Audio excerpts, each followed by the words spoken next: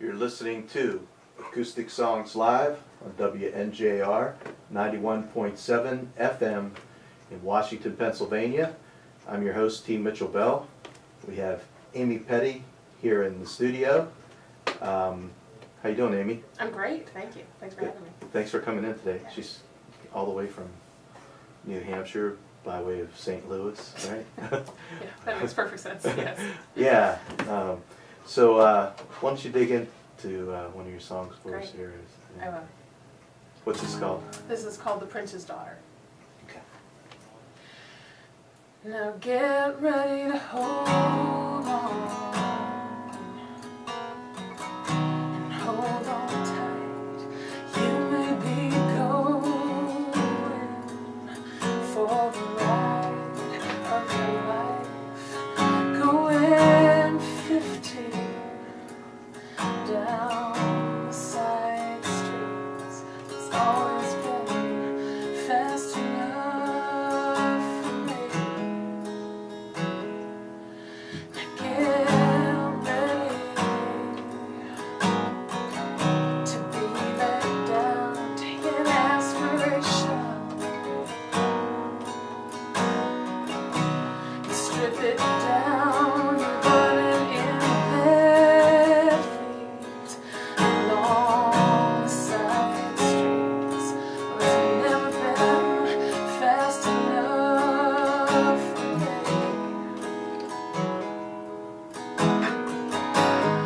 Now I see all my dreams are out here.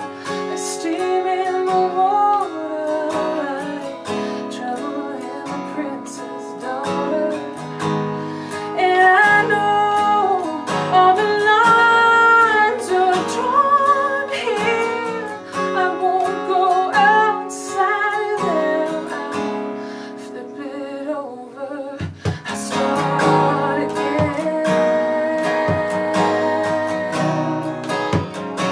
I will start again.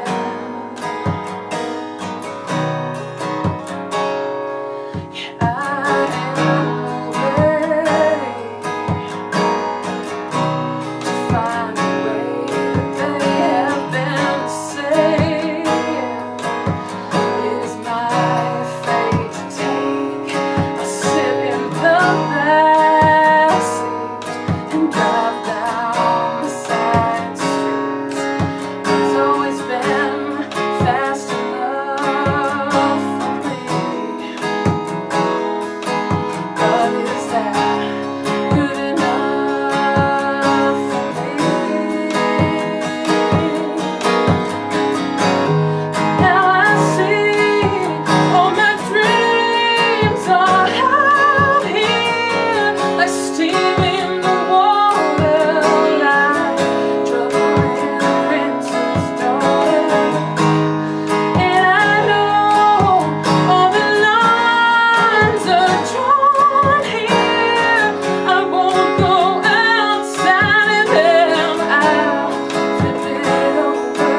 I'll start again.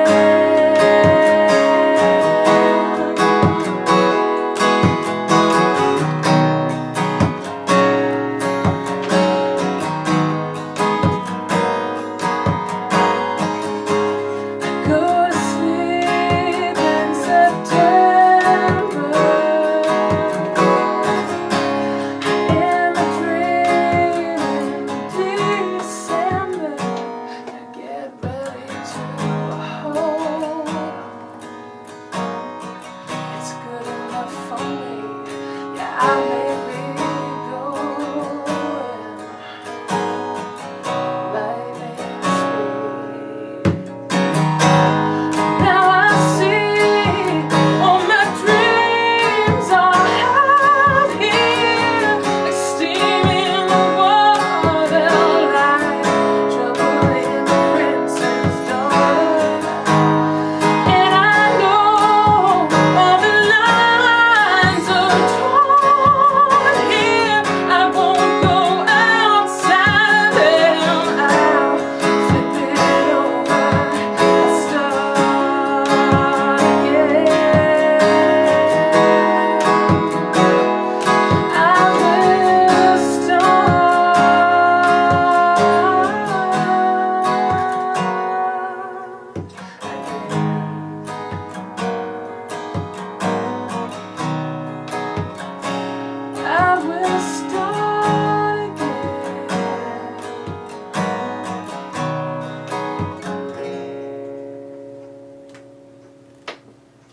just joined us, you're listening to Acoustic Songs Live from WNJR. I have Amy Petty here in the studio with me, playing live. Very nice song. That's really cool. Thanks. It's one of my favorites that I heard on your MySpace page. And for the record, there's no percussionist and there's no looping. That's her playing the percussion part on her acoustic. I don't know how you pull that off. I close my eyes and it's like there's two people there. In That's the room. cool, thank you. Yeah. I had a friend who, he always said that the guitar was a drum before it was a guitar. And I think that's pretty cool, because I guess maybe in a lot of ways it was. Yeah. Yeah. The history of it coming from Africa. And, Right. yeah. So, is that on the new CD? That's Yeah. on the old CD, that's on the first one, yeah. Okay. Oh, and it's so nice. I think that's the first time I've ever said the old CD. The old CD. Yeah. So you have a Yeah. new CD. Yeah, right? new CD though, yeah. We just finished recording it and it'll be out in October. Cool. Yeah, And the title is the new CD, House of Doors. House of Doors, that's right. Cool. Yeah. So everybody, check out amypettymusic.com. Is that Just correct? amypetty.com. amypetty.com, and your record company is Red Pill Entertainment. Red Pill Entertainment. Yep, in St. Louis, Missouri. Yeah, and that's what you just came from St. Louis and you're on your way to Detroit via Washington, Pittsburgh, right? Yeah, I mean, it makes all the sense in the world, I guess. Yeah. So I was looking over your bio, reading your background, Yeah. and you basically grew up in rock and roll. Yeah, Tell me a little bit about totally. My dad was, he was a sound man for a really popular Detroit area cover band called Stonebridge. And, you know, he wasn't a musician, you know, like playing instruments or singing. That wasn't his thing, but he just loved music and he loved listening to music. He was a real music lover, and he kind of taught me to listen to music.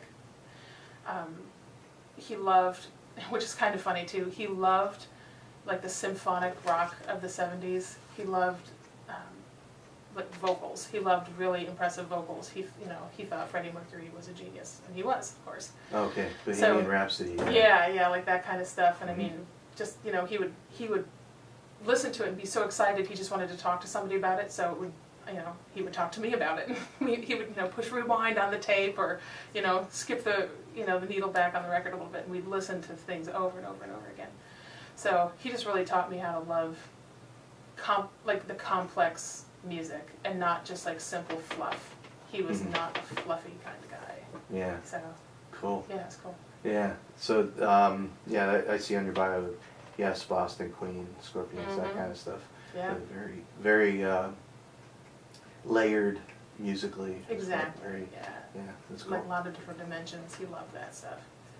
So you also, you're classically trained, right? Yeah, which my father didn't understand at all, because he really thought I was going to be, you know, because I always sang, and I did, you know, I loved like, you know, Joan Jett and, you know, Whitney Houston, and, you know, just people who were like, could belt it out, you know, and sing. And then when I went into classical music, he was always like, why are you doing that? And I loved it. I really liked making that sound. So, yeah, I studied classical music in college, got my degree in classical voice. Wow. Some of the classical stuff that you learned, what would stand out as something that you really?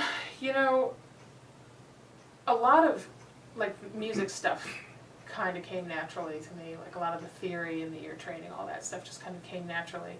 But what didn't come naturally was kind of stepping outside of myself and really feeling the music in a very visual, like visible way. So I learned so much about emoting and just really, I don't know, I guess becoming